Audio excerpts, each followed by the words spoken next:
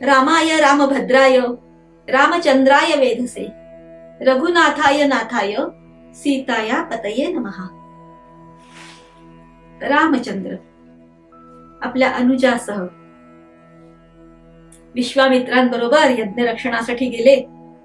ते कार्य अतिशय चांगल्या पद्धतीने संपन्न झालं। विश्वामित्रांनी त्यांना स्वतःसोबत मिथिलेकडे नेलं। काल आपण हा सगळा कथाभाग झाला बघा। बाल वयापासून रामचंद्राचं कार्य, रामचंद्राचं अयन हे सदैव सातत्याने सुरू आहे। धर्मे तत्परता मुखे मधुरता दाने समुत्साहिता, या पद्धतीने रामचंद्रांचे गुणांचे एक एक पैलू, या पैलूंना उजाळा देण्याचं कार्य सुरू आहे। अंगभूत असलेले हे सगळे गुण रामचंद्रांचे हळूहळू लोकांपुढे येतात आहेत। विश्वामित्रांबरोबर जात असताना एक अतिशय विनम्र आणि ज्ञानाची पिपासा असलेला असा हा शिष्योत्तम राम विश्वामित्रांच्या मनाला आनंद देतोय आणि म्हणूनच सहज त्यांनी त्याला मिथिलेकडे नेलं। अर्थात मी तुम्हाला सांगितल्याप्रमाणे रामचंद्राचं सगळं जीवनच एका सुनियोजित अशा कार्याचा भाग आहे। त्याच्यामुळे त्याच्या आयुष्यातला प्रत्येक क्षण न क्षण कुठल्या तरी एका विशिष्ट ध्येयाकडे त्याला नेतोय। जनक महाराज त्यांची ती मिथिला नगरी आणि त्या संपन्न अशा नगरीमध्ये आणि त्या जनक ज्यांना विदेही म्हटलेलं आहे, राजर्षी आहेत ते, जेवढ्या सगळ्या वैभवात असताना सुद्धा ते एक ब्रह्मनिष्ठ राजा आहेत। आणि अशा त्या राजांना सुद्धा पुत्र संतती नाहीये आणि म्हणून त्या एका ह्याचा भाग, व्रताचा भाग म्हणून त्यांनी जमीन भूमी जी आहे ती सोन्याच्या फाळाच्या नांगराने नांगरायचं, असं त्या यागा पाठीमागचा एक हे। आणि त्या पद्धतीने नांगरत असताना त्या भूमी मधनं एका छोट्याशा सुंदर अशा मंजुषेतनं त्यांना ही कन्या लाभलीये। वाल्मिकी तिला स्वर्गीय पुष्प असं म्हणतात। सीता ही अयोनिजा आहे, म्हणजे ती सर्वसामान्यांसारखा तिचा जन्म नाहीये। तिच्या जन्माचं रहस्य आहे। ती जनकाला भूमीतनं सापडली, ती भूमी कन्या आहे आणि भूमीचे सगळे गुण घेऊन तिचा जन्म झालेला आहे। क्षमाशील, धैर्यशील, मेधाविनी, कार्यामध्ये तत्पर असलेली आणि अर्थातच क्षत्रिय कन्या म्हणून वाढते आहे। तर क्षत्रिय कन्याचे सगळे गुण, शौर्य, वीरता, तेजस्विता, पराक्रम हे सगळे तिच्या ठिकाणी आहेत। आणि अशी सुंदर कन्या, अशी रूपवती गुणवती कन्या आणि जनक महाराजांच्याकडे असलेलं ते शिवधनुष्य जे परशुरामांनी त्यांच्याकडे आणून ठेवलेलं आहे। अतिशय मोठं असं ते धनुष्य आपण कथेमध्ये ऐकतो की ते प्रचंड आहे की त्याला हलवता पण येत नाही कोणाला। 10-10, 12-12 जण मिळून कसं बस ते बऱ्याच चाकं असलेल्या एका गाडीसारख्या याच्यावरती ठेवलेलं आहे आणि त्या सगळी ढकलून आणि मग त्यांना त्याचं सगळं स्वच्छता वगैरे करावी लागते। पण बालवयापासनं ही जानकी ते लीलया हाताळते। आता ह्या ठिकाणी एखादा धनुष्य आणि ते सोडवून असं ठेवलेलं एखाद्या काठीसारखं आणि ती अतिशय अवजड आहे असं सगळं आपल्या डोळ्यापुढे येतं। पण जर थोडा असा बारकाईने विचार केला तर असं वाटतं की कुठलं तरी अस्त्र असावं। जसं कम्प्युटरमध्ये विविध प्रकारचे डिव्हाइस असतात, विविध प्रकारचं हे असतं आणि ते ज्यांनी त्याचं ट्रेनिंग घेतलं असेल, ज्यांनी त्याचा अभ्यास केला असेल त्यालाच ते ओपन करता येतं। अशा पद्धतीचं काहीतरी ती तांत्रिक रचना त्या अस्त्राची असली पाहिजे। आणि ही मेधाविनी कन्या उपजत बुद्धीने, उपजत ज्ञानाच्या आधारावरती ते सहज सुरू करत असेल, बंद करू शकत असेल प्रक्षेपित करण्याच्या जेवढ्या काही तांत्रिक बाबी आहेत ते सगळ्या तिला उपजत येत असतील. आणि असं हे पुरातन तंत्रज्ञान जे आज कुणालाही ठाऊक नाहीये ते एकट्या जानकीला ठाऊक आहे. आणि म्हणून कदाचित हा धनुर्याग म्हणजे ह्याच्याबद्दलची काही माहिती असलेली व्यक्ती जी खरोखरच मेधावी असेल आणि तिच्या योग्य हाती हे जर पडलं तर हे संहारक असं अस्त्र शस्त्र सुरक्षित राहील. ह्या एका कुठल्या कामनेनी कदाचित जनक महाराजांनी हा सगळा घाट घातलाय. आपण असं वर्णन करतो ऐकतो, स्वयंवर झाले सीतेचे, आकाशाशी जडले नाते धरणीचे, स्वयंवर झाले सीतेचे. पण ह्या ठिकाणी स्वयंवर हा शब्द वाल्मिकींनी कुठे वापरला नाहीये. त्या ठिकाणी समाअभय असा शब्द आहे. म्हणजे सीतेला स्वतःचा वर निवडण्याची परवानगी नाहीये. तर जी व्यक्ती ते शिवधनुष्य लीलया हाताळू शकेल तिच्याशी हिचा विवाह होणार आहे. म्हणजे ही वीर्यशुल्क आहे. म्हणून स्वतःचा, नाही तर मग राजे उभे आहेत रांगेमध्ये आणि मग त्यांचं वर्णन केलं जात आहे आणि मग ती कन्या वरमाला हातात घेऊन एकेकाच्या पुढून जाते आहे आणि मग तिला जो योग्य वाटेल त्याच्या गळ्यात ती वरमाला घालते. हे स्वयंवर आहे. पण सीतेचा समाभय आहे. आणि अनेक राजांनी आतापर्यंत त्या सगळ्या गोष्टींचे प्रयत्न करून झालेले आहेत. अगदी असं वर्णन आहे की एका वेळी तर रावण स्वतः आले आहे पण त्याला सुद्धा हे तंत्रज्ञान उकलता आलं नाहीये. त्याची उकल त्याच्या हातून घडली नाहीये. उलट फार मोठा अपघात होता होता तो वाचलाय, त्याच्या जीवावर बेतलेला आहे.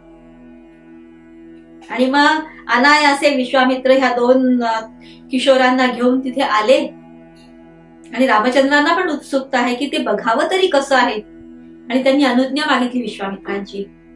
विश्वामित्रांनी जनक राजाकडे निरोप पाठवला आणि जनकांनी सहर्षपणे त्यांना परवानगी दिली आहे.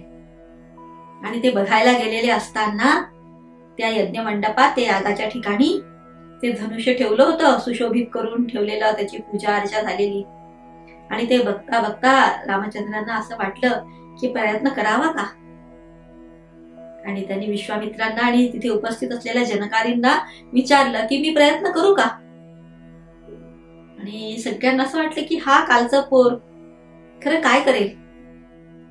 पण विश्वामित्रांच्या म्हणण्यानुसार परवानगी मिळाली आणि अतिशय विनम्रतेने आपल्या गुरूंना आणि जनकांसारख्या थोर व्यक्तीला नमस्कार केला, जाऊन उभे राहिले आणि त्या शिवधनुष्याचा आदर करत त्याला नमस्कार करत आणि आपण ऐकतो की लीलया त्यांनी ते उचललं आहे आणि त्याला प्रत्यंचा लावताना म्हणजे दोरी चढवताना वाकवलं आहे. ते वाकवत असताना ते पुरातन असं धनुष्य मोडलं.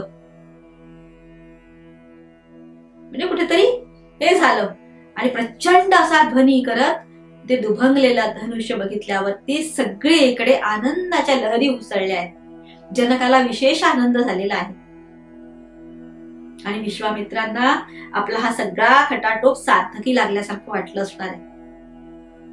मी हे जे तुम्हाला काही सांगते आहे ह्याच्या मधल्या कथेच्या मधलं, तर आपल्याला विश्वामित्रांनी ह्या गोष्टी स्वतःच्या बिटवीन द लाईन जाणं म्हणतात की नाही. एखादी गोष्ट वाचत असताना, एखाद्या गोष्टीचा अभ्यास करत असताना त्या वाक्यांमधला अर्थ शोधणं. आणि जर त्या काळात एवढं तंत्रज्ञान विकसित होतं तर कदाचित हे पण अस्त्र त्या प्रकारचं असेल. तर त्या दृष्टीने सुद्धा जर संशोधन झालं, विचार झाला तर आपल्याला आणखी विज्ञानाच्या दृष्टिकोनातनं रामायणाकडे बघण्याचा एक मार्ग आणखी सापडेल. आणि मी ही शक्यता बोलून दाखवली आपल्याकडे. तर अशा पद्धतीने झाल्यानंतर जनक महाराज म्हणाले की मी असं ठरवलं होतं विश्वामित्रांना आणि आता जानकीचा आणि रामचंद्रांचा विवाह व्हायला हवाय. विश्वामित्र तर आनंदित झाले आहेत की 2 बलाढ्य असे राजघराणे एकत्र येणार आहेत. आणि हे तर फारच चांगली गोष्ट आहे की उत्तरेकडून आणखी उत्तरेकडे हे जे संबंध आहेत ते बळकट होतील आणि राष्ट्राच्या पुनर्घटनेच्या दृष्टीने अतिशय आवश्यक अशा गोष्टी घडणार ह्याच्यातनं. आपण म्हणतो रोटी बेटी व्यवहार जो आहे तो माणसाला एकत्र आणतो. आणि ह्या ठिकाणी जानकी सारखी सर्व गुणसंपन्न स्वर्गीय अशी कन्या आणि ह्या ठिकाणी प्रत्यक्ष रामचंद्र.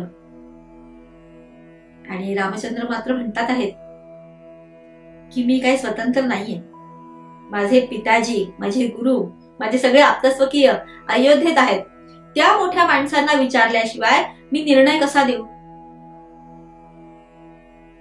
आपण तर आता सगळं ठरवून मोकळं होतो स्वतःच. पण असं नाहीये की मी पराक्रमाने मिळवलं आहे आणि मग मला काय गरज आहे कुणाला विचारण्याची. ही विनयशीलता, हे संस्कार. रामजी की भद्रता का सभ्यता का ध्यान धरिये. मांगल्य, संस्कार, संस्कृती ही रामचंद्रांकडनं शिकण्यासारखी गोष्ट आहे. त्याच्याकडे अवश्य बघा. छोट्या छोट्या छोट्या छोट्या प्रसंगांमधनं रामचंद्रांचं व्यक्तिमत्व जे आहे ते आपल्या पुढे साकार होत आहे. एखादा मुलगा असता तर काय, हे विश्वामित्र आहेत, जनक आहेत, मी सगळं केलेलं आहे, विवाह करूनच घरी जायचं आई वडिलांच्या पाया पडायला. पण यांनी ठामपणे सांगितलं आणि जनकांना आणि विश्वामित्रांनाही ते पटलं आहे. आणि दूत पाठवले अयोध्येमध्ये, निवेदन केलेलं आहे की सगळी अशी घटना घडलेली आहे आणि आमची सगळ्यांची अशी इच्छा आहे, तर आपली स्वीकृती असेल तर आपण यावं, म्हणजे जवळच्याच मुहूर्तावर हे सगळं कार्य संपन्न करता येईल. अयोध्येला दूत पोहोचल्यानंतर जो काही आनंद झालाय दशरथ महाराजांना, त्याची आपण इथं कल्पनाच करू शकू. आणि त्यांनी लगेच ताबडतोब वसिष्ठाधिकांना बोलवलं, सर्व मंत्रीगणांना बोलवलं, सर्व राण्यांना बोलवलं आणि एक सभा घेतली आणि ते सगळं सांगितलेलं आहे. आणि सगळ्यांनी सहर्ष स्वीकृती दिली आणि वरातीच्या तयारीला लागले. पुढे सगळे दूत पाठवले आहेत. मिथिलेचे दूत आहेतच, त्याबरोबर अयोध्येचे दूत आहेत. आणि होकार तिथे कळल्याबरोबर तिकडे फार मोठ्या प्रमाणात तयारीला सुरुवात झाली. दशरथ महाराज आपल्या सर्व ऐश्वर्यानिशी सगळ्यांना घेऊन आणि मिथिलेकडे रवाना झाले. मिथिलेला पोहोचल्यावर त्यांचं असं भव्य स्वागत झालं. आणि बोलणी करत असताना हात जोडून जेव्हा जनक महाराज उभे राहिले आहेत, आपला आनंद व्यक्त केला आणि दशरथ महाराजांना म्हणाले की तुम्ही माझा प्रस्ताव आनंदाने स्वीकारला, मी सदैव आपला ऋणी आहे. पण माझ्या मनात आणखी एक गोष्ट येते आहे, हे संबंध आपले अधिक दृढ व्हावेत अशी माझी इच्छा आहे. त्याच्यामुळे माझी एक कन्या उर्मिला आणि माझा भाऊ जो आहे त्याच्या 2 कन्या मांडवी आणि श्रुतकीर्ती, अशा माझ्या 4 कन्या आणि आपले 4 पुत्र. हा जर असा विवाह झाला तर आपले संबंध अधिकच घट्ट होतील आणि माझा भाऊ जो कुशध्वज त्याच्याशी सुद्धा संबंध जोडल्या जातील. आणि दशरथ महाराज वसिष्ठाधिकांनी अतिशय आनंदाने या गोष्टीला मान्यता दिली आहे. फार आनंद झाला आहे की माझे 4ही पुत्र आता विवाहित होतील. राम जानकी, मावशींनी पण खूप सुंदर वर्णन केलंय त्याचं. आणि वाल्मिकी ऋषी पण आपल्या रामायणात म्हणतायत की हे राम आणि जानकी म्हणजे समसमा संयोग आहे. हे दोघं एकमेकांना अनुरूप आहेत, अनुकूल आहेत. जेव्हा मुलगा मुलगी आपण बघत असतो तेव्हा काय विचार करतो? अनुरूपतेचा. पत्रिका जुळावी, आता म्हणे ब्लड ग्रुप पण जोडलं पाहिजे.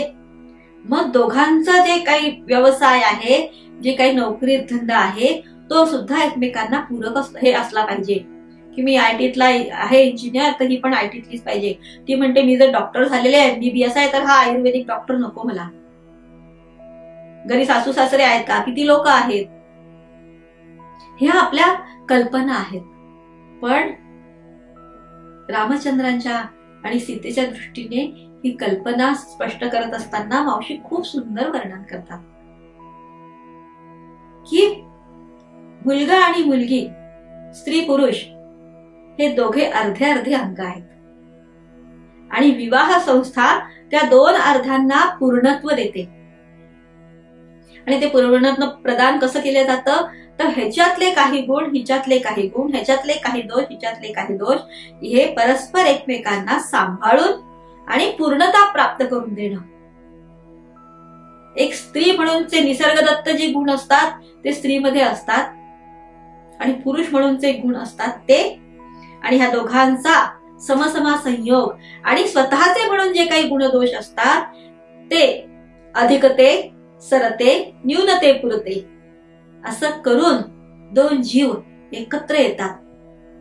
हा विवाह आणि राम जानकी असे एकमेकांना पूरक होते. अशी उदाहरण खूप सुंदर देतात, आपण सगळ्यांनी वाचलंच असेल की 2 बरण्यांमध्ये साखर भरून ठेवली आणि ती एकत्र केली. काय फरक पडणार? काहीच नाही. पण एकात लिंबाचा रस आहे आणि एकात साखर आहे, आणि ते जेव्हा एकत्र येतात तेव्हा साखर नुसती खाणं शरीराला हानिकारक असतं, लिंबाचा रस नुसता खाल्ल्या जात नाही. पण ते जेव्हा दोन्ही एकत्र येतात तर आपल्या शरीराला, आपल्या मनाला तरतरी देतात, तजेला देतात, ताकद मिळवून देतात. त्या पद्धतीने हे भिन्न गुणधर्मी असे दोन जीव जेव्हा एकत्र येतात, परस्परांना पूरक बनतात आणि गृहस्थ आश्रमामध्ये प्रवेश करताना संपूर्ण कुटुंब, समाज आणि राष्ट्र याच्यासाठी चांगलं उत्तम कार्य करू शकतात. म्हणून आपल्या सनातन संस्कृतीमध्ये गृहस्थ आश्रम सगळ्यात महत्वाचा आश्रम म्हटलेला आहे. आणि म्हणून विवाह संस्था ही सगळ्यात महत्वाची गोष्ट आहे. विवाह संस्कार हा सगळ्यात महत्वाचा संस्कार आहे, कारण ह्या गृहस्थ आश्रमावरती हे बाकीचे 3 आश्रम आहेत ते अवलंबून असतात. गृहस्थाश्रमामध्ये माणूस आपलं ज्ञान प्राप्त झाल्यानंतर, शिक्षण पूर्ण झाल्यानंतर त्या शिक्षणाचा उपयोग करत असतो. त्याला जे संस्कार मिळाले आहेत त्याचा उपयोग करत असतो, आणि हे दोघं मिळून करत असतात. अशी ही विवाह संस्था आपल्या समाजाचा पाया आहे. आज त्याच्यावर अनेक आघात होताना आपल्याला दिसतात. कारण काय, तर पुढची येणारी जबाबदारी नको आहे. आपल्याला सुख हवं आहे, आपल्याला आनंद हवा आहे, पण दायित्व नको आहे. आणि आपले संस्कार सांगतात दायित्व सगळ्यात महत्वाचं आहे. आणि असा हा विवाह संपन्न झाला. अनेक महिने हा सगळा आनंदोत्सव चाललेला आहे. मी काय वर्णन करावं त्याचं. खूप आनंद, सगळे निमग्न झालेले आहेत. नित्य नवीन नवीन काहीतरी छान गोष्टी घडतात आहेत. हसणं आहे, खेळणं आहे. सर्व प्रजाजन सुद्धा त्याच्यामध्ये सहभागी आहेत. नृत्य, गायन सतत सुरू असलेलं असं. आणि जनक महाराज आपल्या संपूर्ण याच्याविषयी अयोध्येच्या सगळ्या लोकांचं आदरातिथ्य करतात आहेत. ते सगळं सुरू असताना विश्वामित्र म्हणाले, आता मला आज्ञा द्या, मला निघायला हवं. एक फार मोठं कार्य त्यांनी संपन्न केलेलं आहे. अयोध्येपासूनचा तर अगदी फार नेपाळपर्यंतचा भाग जो आहे आजचा, तो त्यांनी एका सुंदर अशा ह्यानी जोडला आहे. विश्वामित्र निघून गेल्यानंतर आता दशरथ महाराज पण म्हणतात आहेत जनकांना की आता आम्हाला पण आज्ञा द्यावी. घरी सगळी मंडळी वाट बघतात आहेत की केव्हा या 4 स्नुषांना घेऊन आणि मुलांना घेऊन ही सगळी वरात जाते आणि तिथे सगळं आनंदोत्सवाची तयारी सगळे करतात आहेत. काही रामायण, आपल्याकडचे जे रामायण त्याच्यात वर्णन आहे की स्त्रिया पण गेल्या होत्या, पण सगळी घटना जी आहे उत्तर भारतात घडलेली आणि त्याच्यामुळे स्त्रिया वरातीत जात नसायच्या. त्या घरीच त्यांचा सगळा आनंदोत्सव सुरू असतो. दशरथ महाराजांनी अनुज्ञा मागितली आणि अतिशय जड अंतःकरणाने जनक महाराजांनी म्हटलं की चालेल, मला थोडा अवधी द्या सगळी तयारी करण्याचा. आणि जनकांनी, सुनयना मातेनी त्या 4ही मुलींना आपल्या जवळ बसवलाय आणि त्या छोट्या छोट्या मुलींना सांगतात आहेत. आता इथे रामचंद्र 16 वर्षाचे, त्यांच्यापेक्षा 8 वर्षांनी लहान असलेली सीता लहान वयातले हे विवाह, पण तरी सुद्धा त्या लहान मुलींना जवळ घेऊन सुनयना माता जनक राजा सांगतात आहेत की तुम्ही आता विवाहित आहात, तुम्ही आपल्या स्वतःच्या घरी जात आहात, ते तुमचं घर आहे, ती माणसं तुमची आहेत, पती तुमचा आहे. पतीच्या मागे सुखात दुःखात दारिद्र्यात ऐश्वर्यात सगळ्या काळामध्ये सावलीसारखं त्याच्या सोबत राहायचं आहे. जसं एखादं फूल असतं, फुलाबरोबर सुगंध असतो, तसं तुम्हाला त्याच्या सोबत राहायचं आहे आणि घरातल्या सगळ्या मोठ्यांची सेवा करायची आहे. आपण गृहस्थाश्रमी झालात आता त्याच्यामुळे, आणि राजकन्या आहात, राजस्नुषा आहात, त्याच्यामुळे कुटुंबाबरोबर संपूर्ण प्रजेचं सुद्धा सांभाळ तुम्हाला करायला शिकलं पाहिजे. सुंदर असं हे केलं, त्या मुलींना जवळ घेऊन, आणि निरोपाची वेळ आली. निरोप दिल्या गेले आणि इकडे अयोध्यावासियांच्या मनातला आनंद ओसंडून वाहतो आहे. निघाली आहे एवढी सगळी मोठी वरात, मैलोगंटी पसरलेली अशी, आणि जनक महाराजांचं हे सोडून आणि ह्या चारही कन्या आपापल्या पतींसोबत निघाल्या. आनंद आहे सगळा, आणि परशुरामांचं आगमन झालं. अतिशय क्रोधाने संतप्त झालेले ते असे समोर उभे ठाकले आहेत. दशरथ महाराजांचं काळीज अगदी काय म्हणतात त्याला, कलेजा मुंह को आ गया असं म्हणतात, त्या पद्धतीने त्यांचं झालेलं आहे की आता काय हे कसलं विघ्न म्हणायचं. आणि त्यावेळेला ते सगळं बघून राम लक्ष्मण सरसावले, चारी भावंड समोर गेली आहेत आणि बघतात तर परशुराम साक्षात विप्र ब्रह्मचारी अशा वेशामध्ये त्या ठिकाणी उपस्थित आहेत. आणि ते जोरात रागवून म्हणतात की कोणाची अशी हिंमत झाली आहे की ते पुरातन असं धनुष्य कोणी तोडलं, कोणी माझा अपराध केला. आणि त्यावेळेला लक्ष्मण पुढे आलेले आहेत आणि लक्ष्मण त्यांच्याशी वाद घालतात आहेत. एवढं काय ओरडायला झालं आहे, एवढं कशाचा संताप आहे, पुरातन होतं मोडलं, काय मुद्दाम केलं नाही कोणी, अशा पद्धतीने त्यांचं हे सुरू आहे. आणि त्यांचा क्रोध परशुरामांचा वाढत चाललेला आहे. आधी तर ते संकेताने सांगत होते की माझ्या हातामध्ये परशु आहे, मी शस्त्रधारी आहे, आणि ऐकत नाही म्हटल्यानंतर हातातल्या परशुचं नाव घेऊन घेऊन हे करायला लागले, तरी ऐकत नाही म्हटल्यावर हातात परशु घेतलेला आहे. आणि मग अशा वेळी लक्ष्मणाला बाजूला करून रामचंद्र पुढे झाले आणि त्यांना प्रणाम केला आणि हात जोडून म्हणतात, हे ब्रह्मन, आम्हाला हे काहीच माहिती नव्हतं की त्या धनुष्याच्या भंग झाल्यामुळे आपला एवढा अपमान होईल, आपल्याला एवढा संताप होईल, पण आम्ही तुमच्याकडे बालक आहोत, आपण मोठ्या अंतकरणाने आम्हाला क्षमा करावी. पण हे संतापले आहेत की असं घडूच कसं शकलं, आता शिक्षा भोगायला तयार व्हा. आणि असं जेव्हा म्हटलं तेव्हा रामचंद्रांनी सुद्धा म्हटलं की हे जे घडायचं होतं ते घडलं, आम्ही तुमचा अपमान होऊ नये, तुमच्या गळ्यातल्या जानव्याकडे बघून बघून आम्ही बोलतोय, पण आता तुम्ही हातात शस्त्र उचललं तेव्हा आता आम्हाला गप्प बसता येणार नाही. आम्ही हर प्रकाराने तुमची क्षमा मागितली, आमचा काही अपराध नसताना आपण हातात शस्त्र उचललं आहे. आणि मग त्यांनी हातामध्ये धनुष्य घेतलं आणि मग ते म्हणतात की धनुष्य हातात घेतोयस का, बरं ठीक आहे, एवढं जर तुला वाटतंय की माझ्याजवळ आणखी एक आहे धनुष्य, ह्याला तू बाण लावून दाखव. आणि रामचंद्र म्हणताय ते ठीक आहे द्या. आणि त्यांनी लिहिलं, ते घेतल्याबरोबरच परशुराम सपापले आणि जसा त्यांनी हातातला बाण काढून हे केला तेव्हा मग त्यांनी शांत होत मनाशी विचार केला, अंतर्मुख झाले आणि आपल्या त्या दिव्य प्रतिभेने, दिव्य दृष्टीने त्यांच्या लक्षात आलं की आपला कार्यभाग संपलेला आहे आणि आपलं कार्य पुढे करण्यासाठी हा प्रत्यक्ष विष्णूचा अंश असलेला राम उभा आहे. आपण परशुराम आहोत, हा श्रीराम आहे. आणि मग पूर्ण ते शांत झाले आणि मग रामचंद्राला म्हणतात आहेत की मी आवेगात आणि आवेशात सगळं बोलून गेलो, पण मला माझी चूक कळली आहे.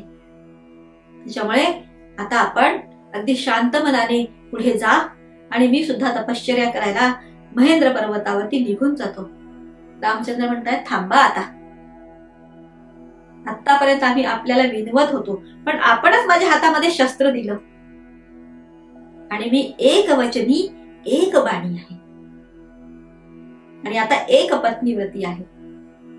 त्याच्यामुळे हातात शस्त्र घेतलं आणि ते तसंच परत जाणार नाही भात्यात. आता मला हा बाण सोडावा लागेल. काय करावं मी? आणि मग तेव्हा अगदी संपूर्ण हे केलेले शांत झालेले आणि अतिशय कौतुक त्यांना रामचंद्रांचं वाटतंय आणि ते म्हणतात, रामचंद्रा, माझं यश, माझी कीर्ती आणि तपश्चर्या हीच तुझ्या शस्त्रांनी आता नाहीशी कर. हे कर आणि आपलं शस्त्र आपल्या ह्याच्यात ठेव. आता शस्त्राने कोणाची यश, कीर्ती, तपश्चर्या भंग होणं याचाच अर्थ असा की त्या व्यक्तीसमोर त्याला तुल्यबळ किंवा किंबहुना त्याच्यापेक्षा आणखी चांगल्या गुणांची एक व्यक्ती, एक तेजस्वी व्यक्ती उभी आहे आणि आपल्या क्रोधामुळे त्यांनी आपली तपश्चर्याचं हे आपलं कीर्ती, यश घालवून टाकले आहे मुळात. आणि रामचंद्रांनी त्यांना प्रणाम केला. सगळ्यांनी त्यांना प्रणाम करून त्यांच्याकडनं आशीर्वाद घेतले आणि दुप्पट उत्साहाने, आनंदाने सगळे अयोध्येकडे निघाले. वाल्मिकी ऋषींचं बालकांड, रामचंद्रांच्या जन्मापासनं आणि विवाहापर्यंत, इथून पुढे अयोध्या कांडाला सुरुवात होते. प्रकरण, त्या प्रकरणामध्ये आणखी छोटे छोटे भाग, सर्ग अशी रचना रामायणाची आहे. आणि त्यानुसार बाल्यावस्थेतले हे जे काही सगळे आहे, म्हणजे 16 वर्षाचा राम आणि आता इथून पुढचा सगळा कार्यभाग हा अयोध्या नगरीमध्ये सगळा घडलेला. आणि अयोध्येकडे गेल्यानंतर ती अयोध्या नगरी एखाद्या नववधू सारखी शृंगारलेली, अख्खी अयोध्या प्रमुख द्वाराशी आणि या सगळ्यांचं स्वागत करायला आहे. प्रत्येक घराघरामध्ये दीपोत्सव सुरू आहे. गुढ्या, पताका, तोरणं लागलेली आहेत. चौका चौकांमध्ये त्या प्रमुख देवतांना नैवेद्य ठेवलेले आहेत. पशुपक्ष्यांना सुद्धा सुंदर पद्धतीने सजवून आणि त्यांचा चारा पाणी ठेवलेला आहे. बाजारपेठा सजल्या आहेत. संपूर्ण अयोध्या नगरी लखलखीत झालेली आहे. आणि नृत्य, गायन, वादन हे सगळं चाललेलं आहे. आणि अशी ती मोठी वरात जेव्हा महालाच्या दाराशी पोहोचली, तिन्ही माता पंचारती घेऊन आणि आपापल्या मुलांना, स्नुषांना ओवाळायला म्हणून सिद्ध झाल्या आहेत. औक्षवण केलं. ते छोट्या छोट्या मुलींना आपल्या जवळ घेतलं आणि महालात गेले सगळे. आणि त्या मुलींना घेऊन बसल्यानंतर दशरथ महाराजांनी आपल्या 3ही राण्यांना म्हटलं की ह्या छोट्या छोट्या मुली आज आपल्या झाल्या, आपल्या ह्या स्नुषा आहेत, त्या घरच्या लक्ष्मी आहेत. त्यांचं संगोपन, संरक्षण हे आपल्याला करायचं आहे. आणि विशेष म्हणजे तुम्हा मातांना. आणि जशी डोळ्याची पापणी डोळ्याचं संरक्षण करते त्या पद्धतीने तुम्हाला करायचं आहे. त्या काळामध्ये बालविवाह व्हायचे. त्याच्या पाठीमागची त्या काळानुसार कारणं पण होती की का बालविवाह. त्याच्या पाठीमागे एक सुंदर असा विचार आहे. एके ठिकाणी मी ऐकलाय, आता त्याचा संदर्भ मी तुम्हाला नाही सांगू शकणार ताबडतोब, पण त्याच्या पाठीमागे असा विचार होता त्या काळामध्ये की बालवयात हे विवाह व्हायचे तेव्हा पती पत्नी हे एके ठिकाणी वाढत असताना त्यांच्यामध्ये निर्व्याज्य असं प्रेम, कुठले विकार नसलेलं असं निर्माण व्हायचं. पती पत्नीमध्येच नाही तर घरातल्या अन्य लोकांमध्ये सुद्धा.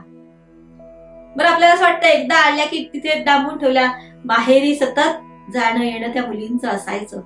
आणि मग वयात आल्यानंतरच त्या सगळ्या स्नेहाचं, त्या मैत्रीचं, त्या प्रेमाचं रूपांतर पती पत्नीच्या प्रेमात. पण तोपर्यंत जो काय एक दृढ बंध निर्माण झालेला असायचा तो अतिशय निखळ, निर्व्याज्य असायचा. आणि म्हणून ह्या योगाने हे बालविवाह व्हायचे.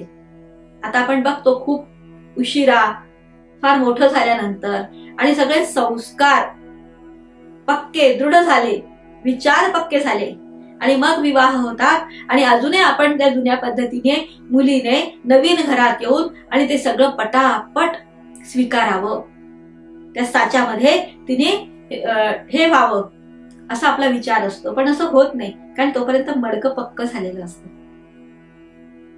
असा सगळं कालमानाप्रमाणे ह्या गोष्टी होणार आहेत, बदल घडणारच आहेत. आपल्याला त्याच चाकोरीमध्ये जाता येत नाही.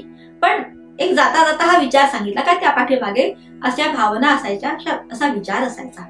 आणि मग ह्या छोट्या छोट्या मुलींना अतिशय कौतुकाने, लाडाने त्या अयोध्येमध्ये त्यांचं संरक्षण, संगोपन केल्या जाऊ लागलं. आणि ह्या ठिकाणी लग्नासाठी आलेले भरताचे मामा युधाजित, कैकेयी नरेश, ते म्हणतात की आता काही दिवस ह्या सगळ्यांना मामाकडे घेऊन जावं.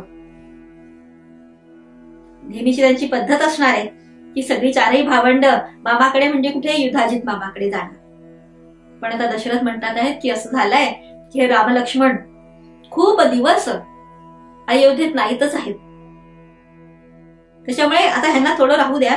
हवं तर भरत आणि शत्रुघ्नांना घेऊन जा, कारण ते कुठं गेले नाहीत बरेच दिवसात. आणि त्यांना मान्य झालं हे, आणि ते त्या दोन मुलांना आणि स्नुषांना घेऊन गेले.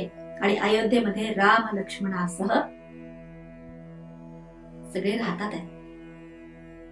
आणि अयोध्येवरती सुखाचा वर्षाव होतोय.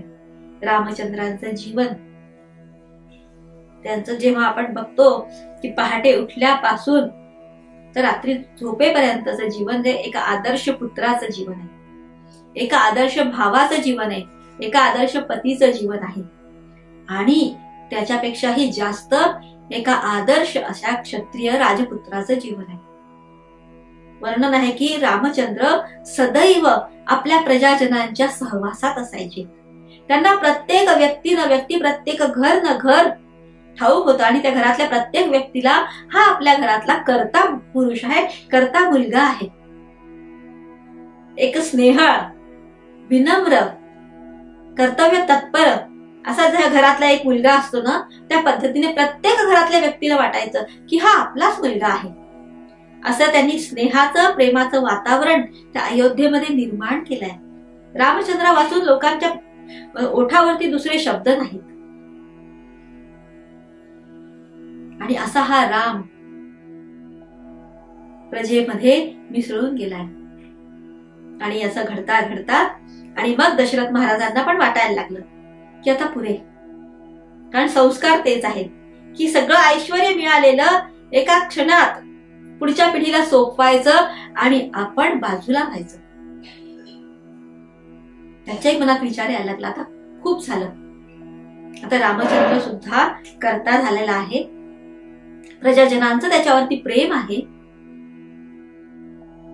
अतिशय कर्मठ, कर्तव्य तत्पर, निस्वार्थ असं त्याचं व्यक्तिमत्व सगळ्यांच्याच लक्षात येत आहे. आणि म्हणून त्यांनी आपला विचार वसिष्ठांना बोलून दाखवला की मला असं वाटतं की युवराज्याभिषेक करायची वेळ आली आहे रामचंद्राला. आणि वसिष्ठांनी पण होकार दिला. आणि त्या पद्धतीने मग पुन्हा सभा बोलवली गेली. आणि त्या सभेमध्ये हा विचार दशरथांनी मांडला.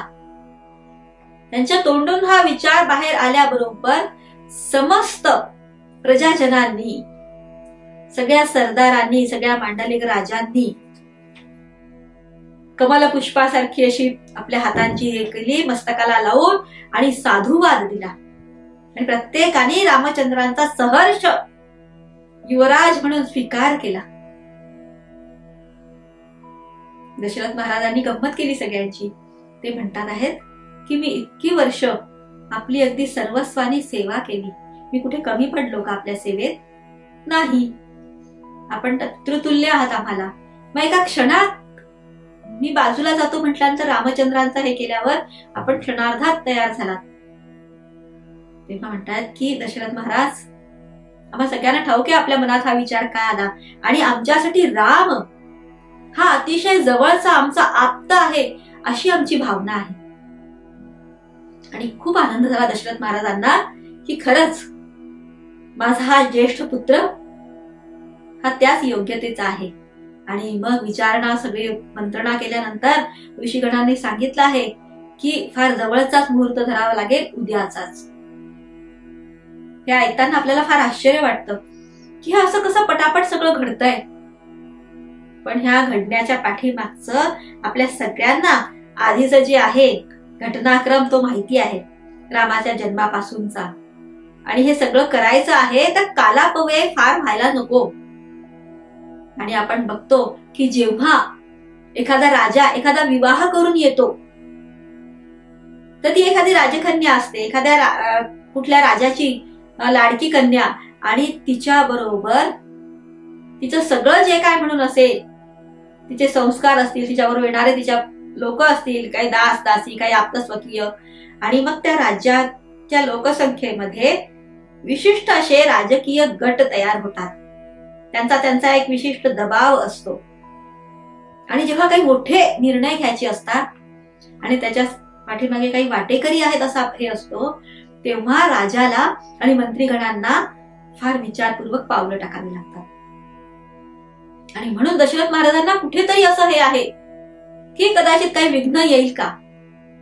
आधीच मन घाबरलेलं, त्यातनं हे फार वर्षांनी असं सगळं पुत्रप्राप्ती झाली, त्यातनं रामचंद्रासारखा अतिशय गुणवान अलौकिक असा पुत्र लाभलाय आणि त्याला सगळं द्यायचं आहे.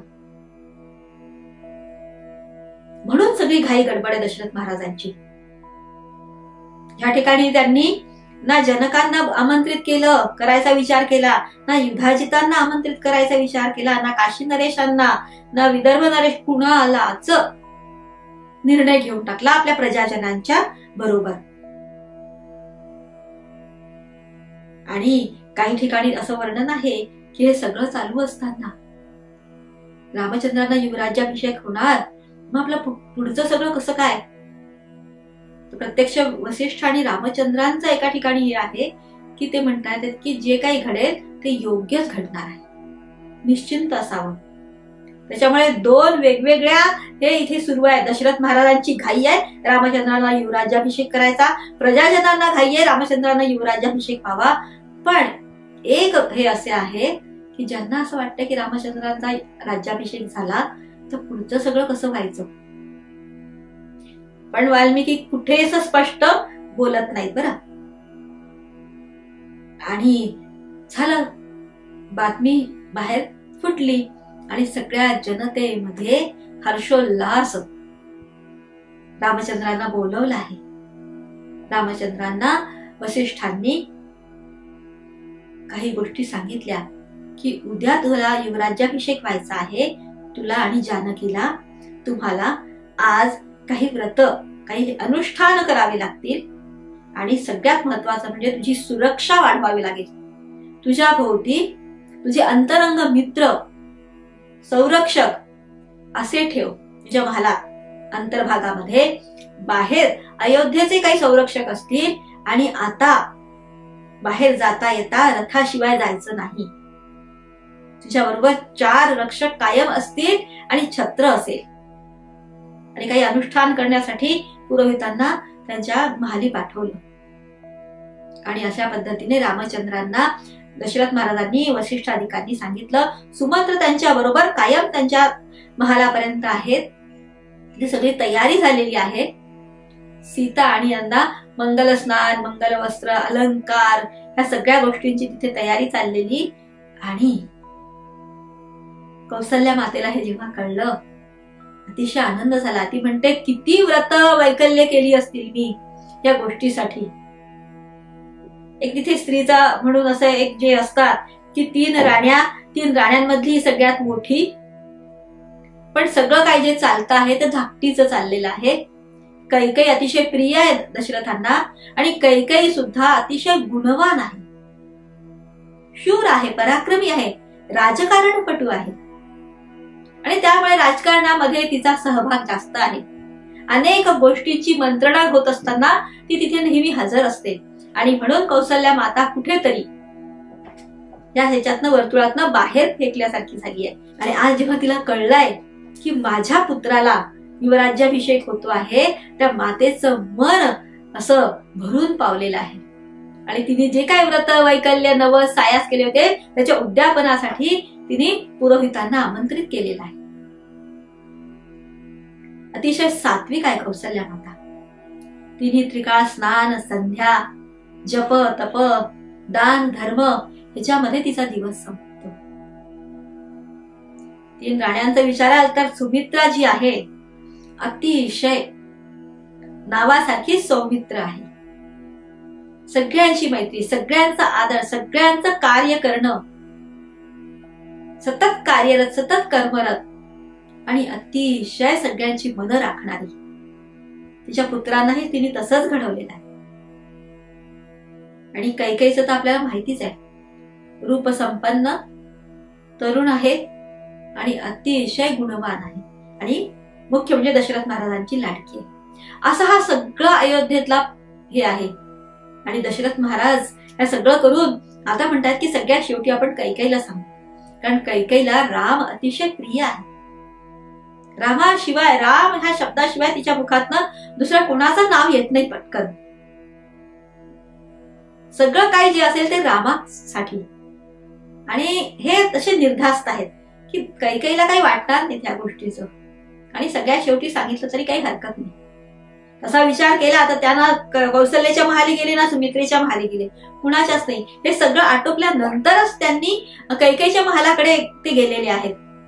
पण त्या सगळ्या कालावधीमध्ये त्या अयोध्येमधला जो सगळा कोलाहल, तो आनंद उत्सव, हे सगळं बघितल्यानंतर कैकेयी बरोबर तिच्या विवाहाच्या वेळी आलेली तिची दासी मंथरा, ही मंथरा जी आहे जी बाह्य अंगाने जितकी वाकडी आहे ना, तितकंच तिचं मन आणि बुद्धी सुद्धा नेहमी कायम वाकडा विचार करणारी, तिरपा विचार करणारी. आणि तिला असं वाटतं की बालपणापासून कैकेयीला वाढवलंय ना, ते एक प्रकारचं आईचं जे हे असतं, ममत्व असतं, ते कैकेयी बद्दल आहे तिला. आणि म्हणून कैकेयीच्या बाबतीत काही घडायला नको ह्यासाठी सतत ती डोळ्यात तेल घालू नये. आणि कैकेयीचं प्रस्थबळ आहे, त्याच्यामुळे मंथरेचंही प्रस्थबळ आहे. त्याच्यामुळे खडा राज्यातली सगळी माहिती तिला असते आणि ते नीटपणे कैकेयीपर्यंत पोहोचवण्याचं कार्य ती नेहमी करत असते आपल्या बुद्धीने. पण कैकेयी खूप सरळ मनाची, सगळ्यांना जीव लावते, पण मंथरा तशी नाहीये. आणि मग जेव्हा हे सगळं दिसलं तिला, तेव्हा ताबडतोब ती निघाली आहे.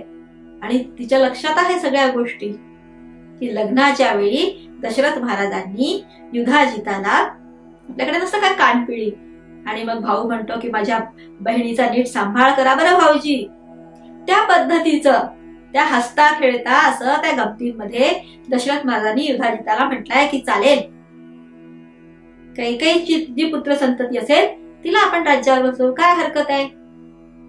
आणि ते मात्र मंथरेने बरोबर मनात ठेवलेलं आहे.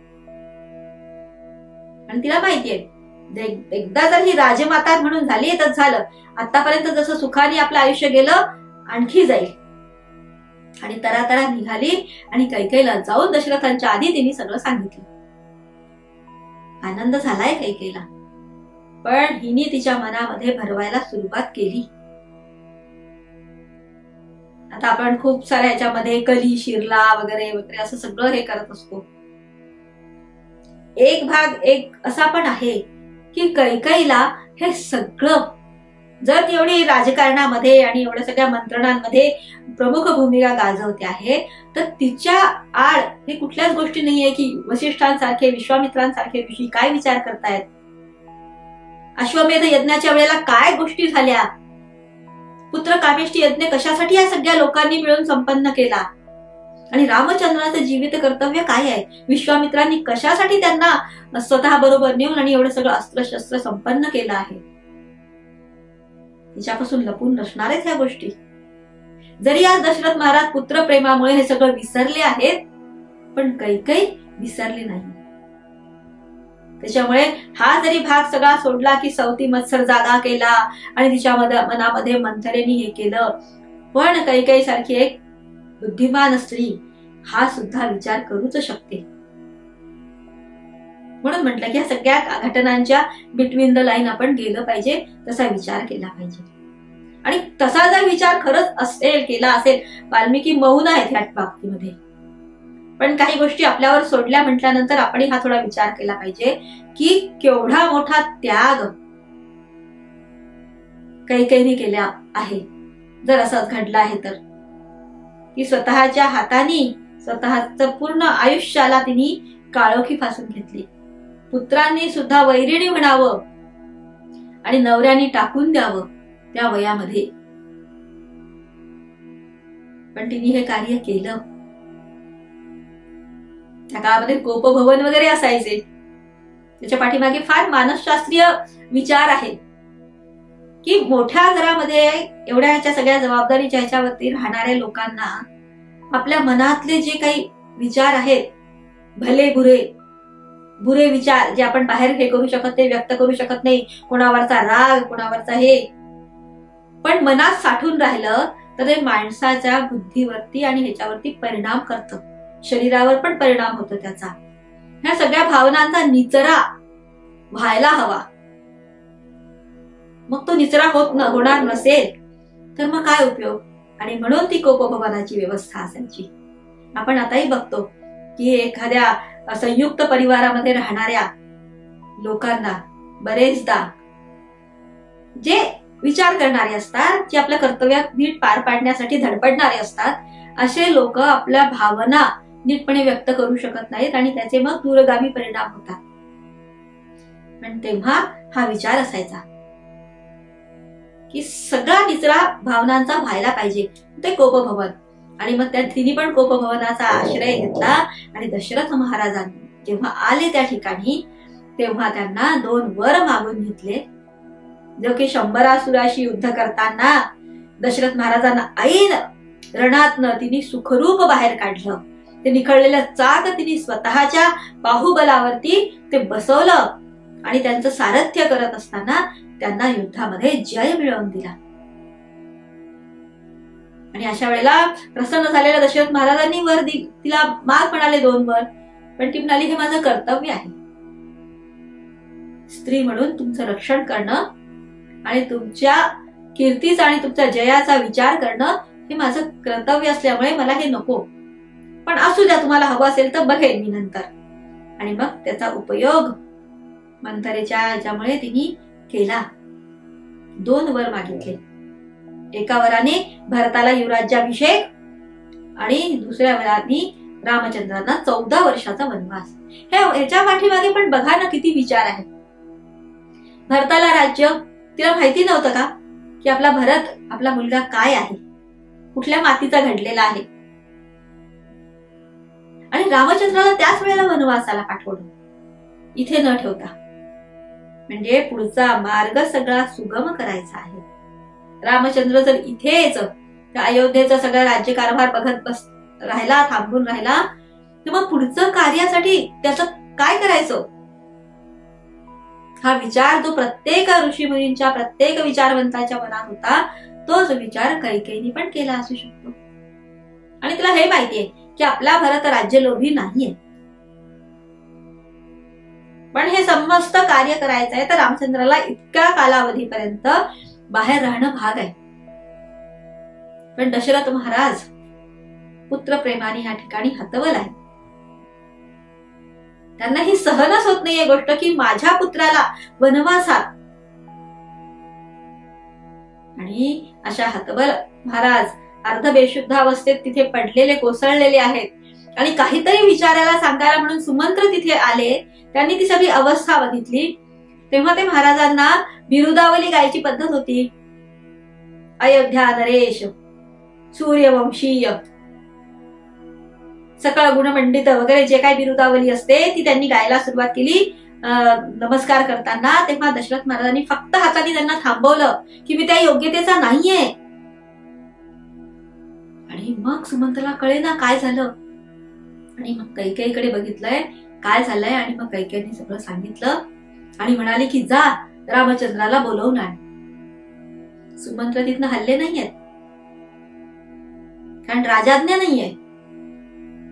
कैकेयी जरी राणी असली, अगदी तिचं किती महत्व असलं तरी मी काही कुणाचा बाहेर नाहीये, मी राज्याचा सेवक आहे, त्याच्यामुळे मी राजाच्या आज्ञेला बांधलेला आहे. अशी प्रजा, असा विचार एवढं हे आणि मग दशरथ महाराजांनी कुणीने सांगितलं की जा बोलवून आण रामचंद्राला. आणि मग सुमंत्र गेले. आणि रामचंद्रांच्या महाली गेल्यानंतर तिथला तो आनंदोत्सव अनुभवत आणि हे करत आणि मनात शंकेची पाल चुकचुकत असलेले सुमंत्रांनी तातडीने रामचंद्रांना सांगितलं की कैकेयी मातेच्या महाली आपणास दशरथ महाराजांनी बोलवलंय. आणि अतिशय आनंदाने जानकीला म्हणाले की माता बघ, आता मला इतक्या सगळ्या सूचना करणार, इतकं सगळं मला सांगणार आहे ना, खूप आनंदित असेल, मी जाऊन येतो. आणि म्हणून ते निघाले आणि ताबडतोब त्यांच्या बरोबर छत्र चामर घेतलेले हे घेतलेले सगळे निघाले रथामध्ये बसून. आणि रथ निघाला असताना त्या अयोध्येच्या रस्त्यांवरून लोकांनी त्यांच्या भोवती गोळा होऊन त्यांचा जय जयकार करावा, त्यांचं दर्शन घेण्यासाठी हे करावं, गीत गावे, नृत्य करावं, असा सगळा तो कोलाहल पार करत करत रामचंद्र कैकेयीच्या महाली गेले. आणि वर चढून गेल्यानंतर ते कैकेयीचा महाल बघितला. अंधारलेला, उदास असा, नेहमी असलेली जी धावपळ असते, जो आनंदी वातावरण असतं, जे उत्साह असतो, तो नाहीये. त्यांना कळेना पाठीमागे सुमंत्र होते. घाईघाईने सगळे दालनं शोधत निघाले. सुमंत्रांनी कोपभवनाकडे खूण केली, तिकडे निघाले. आणि बघतात तो काय, आपल्या पित्याला हतबल झालेला, उत्तरीय गळून पडलाय, मस्तकावरती मुकुट नाहीये, सगळे ते केस भुरभुरतात आहेत आणि अश्रू ढाळत आणि हुंदके देत ते तिथे पडलेले दिसले. आणि चर्र झालं काळजात. आणि ते विचारतात की महाराजांजवळ बसून की माझ्या हातून कुठला अपराध झाला, मी काय केलं, मी तुम्हाला कुठले कष्ट दिले, तुम्ही असे का दिसता आहात, मी काही चुकलो का, मी तुम्हाला क्षमा मागतो. पहा, रामचंद्राच्या मनात हे काही दुसरं येत नाहीये की कुणीतरी काही केलं असेल, काहीतरी आपल्या हातून काही झालं का. आपल्याला आधी दुसऱ्याची शंका येत असते, स्वतः सगळ्यात शेवटी असतो आपण. पण रामचंद्रांचं व्यक्तिमत्वच वेगळं आहे, अलौकिक असं आहे. त्यांना वाटतं आपला काही अपराध झाला का, आपण महाराजांना काही दुःख दिलं का. दशरथ महाराजांच्या तोंडून शब्द नाहीयेत, फक्त रामचंद्रांच्या गालावरून हात फिरवले. रामचंद्रा काहीच बोलत नाही. मग कैकेयी मातेकडे बघितलं, म्हणतात माते काय झालंय हे. कैकेयी म्हणते की मी त्यांना 2 वर मागितले, पण त्यांना ते द्यायचेच नाहीयेत. आपल्या वचनापासून ते परत फिरतात आहेत, त्यांना वचनांची चाड नाही राहिली आहे. रघुवंशाची कीर्ती, त्याचं भान नाही त्यांना राहिलेलं. म्हणतात माते असं म्हणू नकोस, तुला काय हवं आहे सांग, कुठलं वचन मागितलं आहेस तू. ऐकायचंय रामा. हो ऐकायचंय. मी पुत्र म्हणून आपल्या पित्याचं वचन, त्याचं पालन करणं माझं कर्तव्य आहे माते, तू सांग. आणि मग तिने ती 2 वचनं सांगितली. रामचंद्र म्हणतात एवढंच माते. अगं माझ्याकडे आली असतीस आणि मला म्हणाली असतीस ना, रामा वनवासात निघून जा, तर मी निघून गेलो असतो. महाराजांना काय एवढा त्रास दिलास. आणि ते म्हणतात की काहीच काळजी करू नका. तिथनच दोघांना प्रणाम करून हे माघारी फिरले. दशरथ महाराज थांबवतायत त्याला, राघवा थांब, असं करू नकोस. अरे तुझा पूर्ण अधिकार आहे अयोध्येच्या सिंहासनावरती, वेळ आली तर मला तू कैदेत घाल, पण हे राजसिंहासन तू घे. म्हणतात असं होणे नाही, आपण वचन दिलं होतं मातेला आणि त्या वचनानुसार ती 2 वर मागते आहे. आणि तुम्ही कसं त्याच्यापासून परत फिरू शकता, आणि तुमचा पुत्र म्हणून मी कसा फिरू शकतो. त्याच्यामुळे या पूर्ण वचनांची पालन होईल आणि मी ह्याच क्षणी ह्या सगळ्या राजवैभवाचा त्याग करतो आणि वनगमनाची तयारी करतो. तिकडून पाठीमागनं दशरथ महाराज आवाज देत आहेत. आवाज झालेले सुमंत्र आणि पाठोपाठ आलेले वसिष्ठ हे सगळं बघून जड झाले. काही कुणाला सुचत नाहीये. आणि रामचंद्र तातडीने निघाले. लगेच छत्रचामर घेतलेल्या सेवक निघाल्यावर त्यांना थांबवलाय हाताच्या खुणेने की ह्याची आवश्यकता नाहीये. आणि रथ न घेता पायी त्या गर्दीतनं कोलाहलातनं रामचंद्र निघाले. कुठे गेले. आपल्या महालात. सीता त्या ठिकाणी आनंदात आहेत. आपल्या सख्या, आपल्या बहिणी यांच्या सोबत ते सगळे थट्टा मस्करी, ती सगळी तयारी अतिशय आनंदाने. कुणाला आनंद होणार नाही. 27 वर्षांचे राम आहेत, त्यांच्यापेक्षा 8 वर्षांनी लहान जानकी. तरुण वयामध्ये एवढा सगळं वैभवाची कल्पना आनंदच होणार प्रत्येकाला.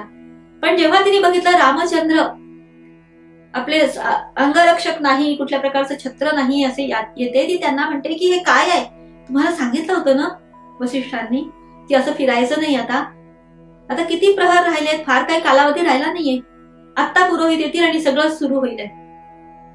म्हणतात जानकी थांब, असं काहीही होणार नाहीये.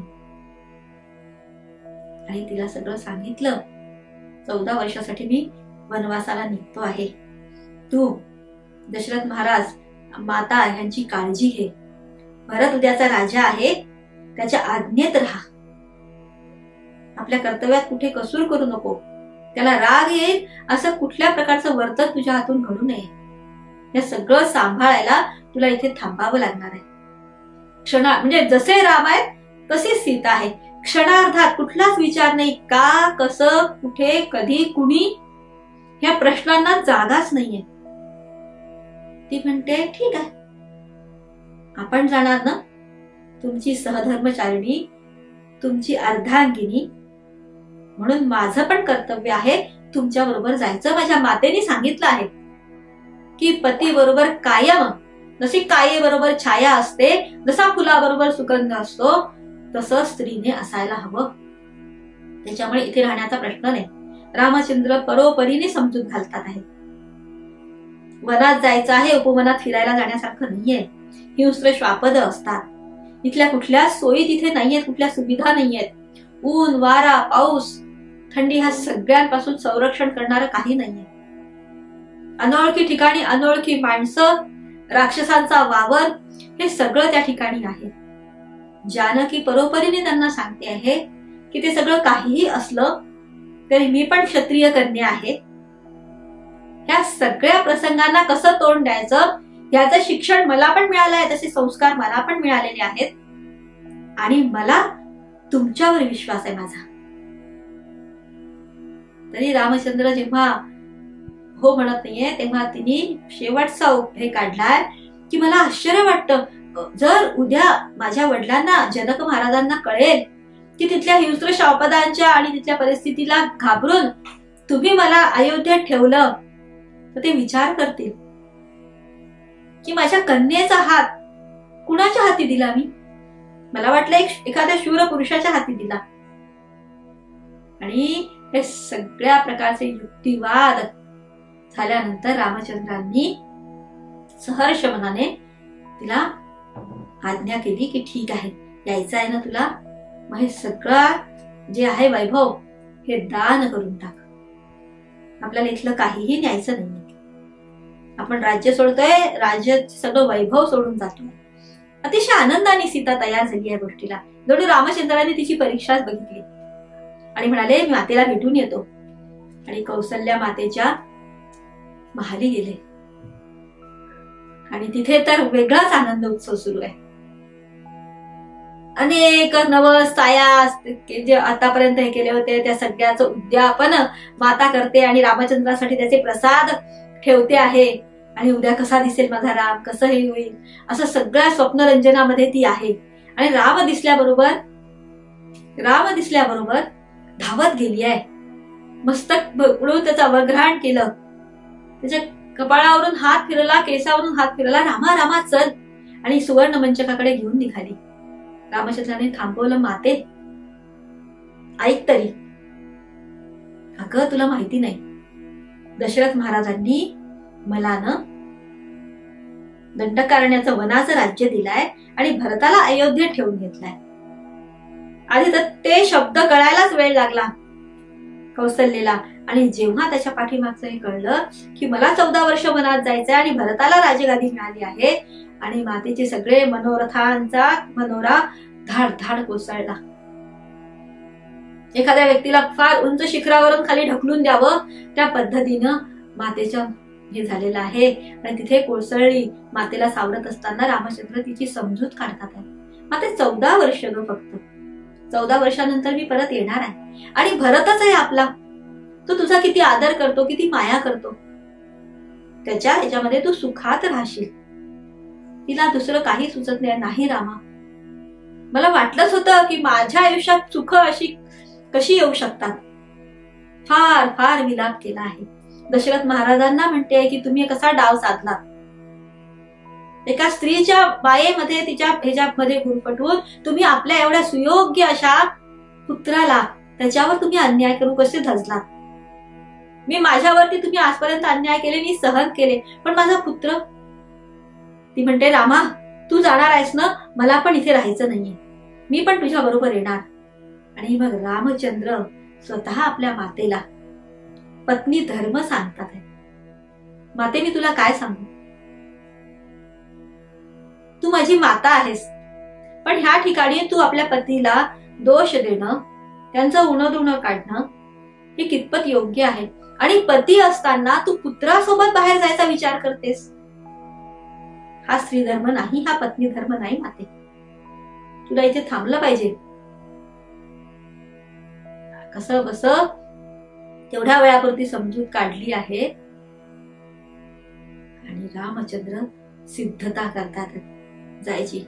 क्षणार्धात वणव्यासारखी ती गोष्ट पूर्ण अयोध्येमध्ये पसरली. आतापर्यंतचा तो वाद्यांचा कोलाहल, तो जय जयकार, ती गाणी, ते नाच, ती विविध वाद्यांचं हे सगळं क्षणार्धात संपलेलं आहे. सूर्याच्या पहिली किरण येता येता संपूर्ण अयोध्या नगरी मात्र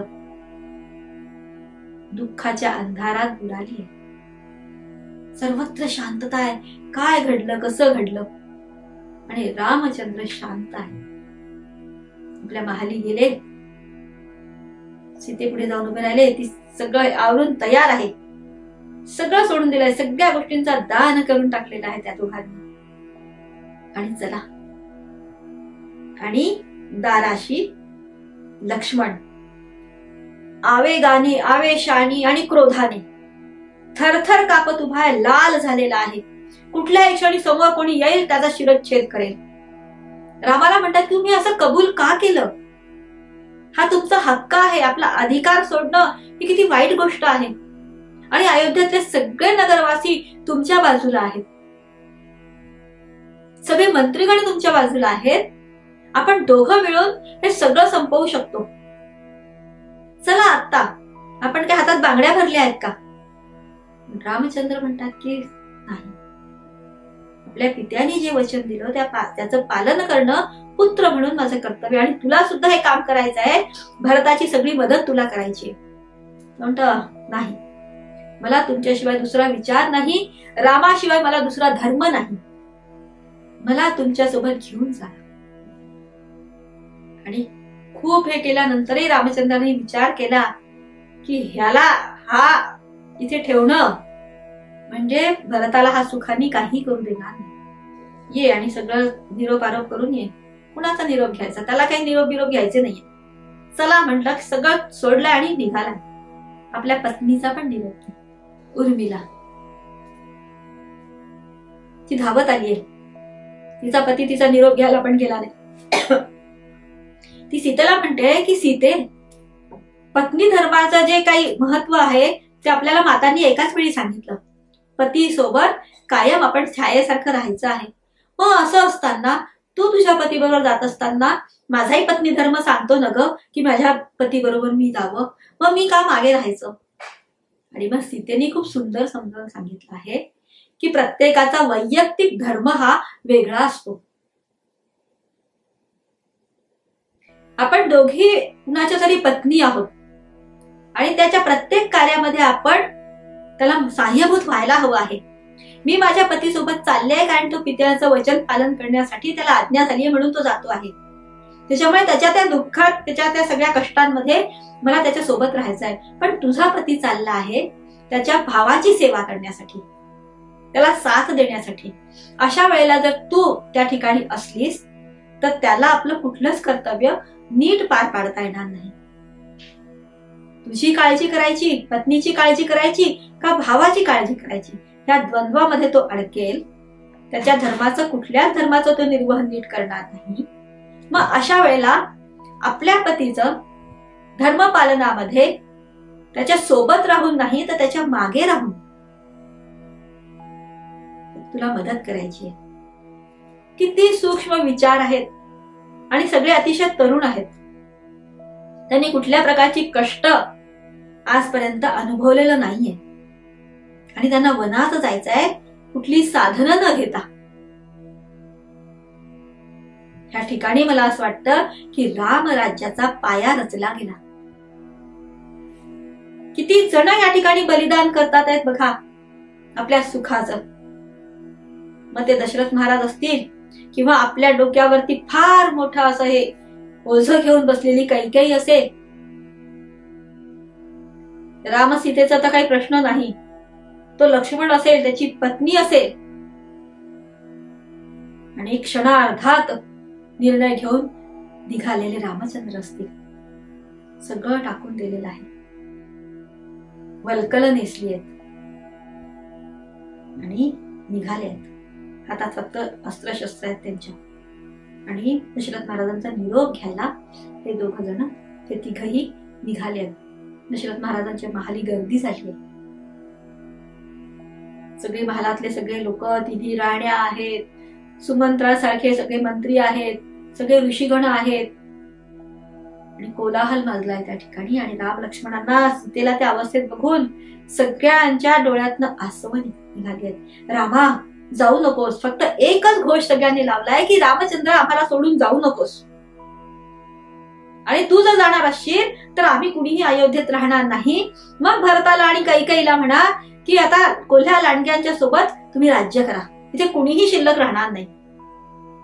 आणि रामचंद्र अतिशय स्थितप्रज्ञतेने निघाले आहेत दशरथ महाराजांच्या महाली. बघूयात आता तिथे काय होत आहे. फार कठीण असा प्रसंग या ठिकाणी आहे ओढवलेला. आपण लोक कल्पना करू शकत नाही. आपल्या मुलांना साधं हॉस्टेलला राहायला पाठवायचं तर आईच्या डोळ्यांना धारा लागतात. मग त्या कौसल्या, सुमित्रा यांच्या मनाला काय वेदना होत असतील. दशरथ महाराज काय विचार करत असतील. कुठली परिस्थिती. आपण सुद्धा अतिशय भक्त आहोत ना, तर हृदयाची त्या वेदना आपल्या, त्याचा अनुभव आज रात्री आपण घेऊयात. आणि किती त्याग, किती मोठेपण आहे, ती अलौकिकता किती आहे. आणि ते टाकीचे घाव सोसून ते देवत्व पर्यंत कसं रामचंद्र त्यांचं व्यक्तिमत्व पोहोचलं आहे याचा आपण अनुभव करूया.